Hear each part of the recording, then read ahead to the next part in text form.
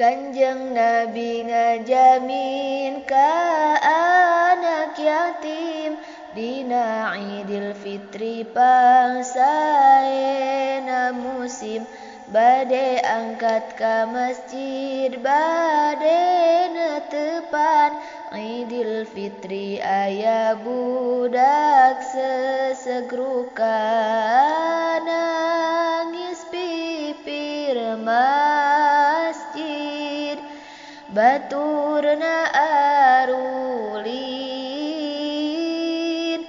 rayap rame senang bungah keur arulin manehna nyalindung semu sedih bingung nganggo kawai tambal butut ngalang layung kapendaku Rasulullah ras dibujeng ditaros kunaon nangis bae ujang pan ieu teh dinten bunga dinten senang geuning ujang nangis kawas euker bingung jawabna teh aduh Gusti aktos pisan ieu dinten bunga dinten seneng pisan seneng soteh ka jalma nu gaduh rama keur ka abdi mah ngaraos teu sugema ku ayana Idul Fitri manah ringrang inget kana diri hirup teh nyorangan kieu rasana nu ditilar ku Rama hirup sangsara beda sareng sasama teras ku Rasul teh dipangku dirawu aduh ujang tos ngahudang macan turuna iraha jeung di manara matilar jawabna teh cenah waktos perang Badar nu dipingpin aku Kanjeng Rasulullah duka teuing anu manahan teu wawuh abdi ngagangsing hoyong meser anggoan kanggo senang bungah sareng rerencangan tapi ibu kaab dikalahkah nundung atos tilu dinten ieu abdi pundung aduh kasepnya dedeh teuing ujang apan ieu Rama Gusti Rama ujang hayu urang ngadehes enggal ka ibu Aisyah di bumi urang gentos baju Kanjeng Rasul bari nangis hai Aisyah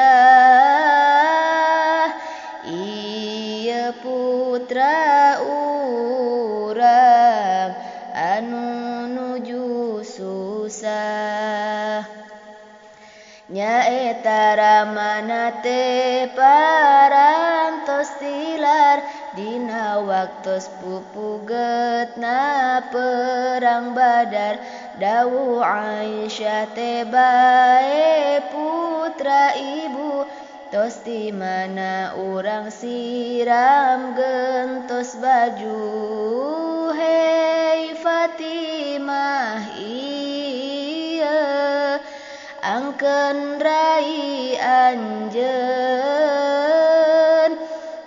Hei Ali gerak aku dulur anjeun.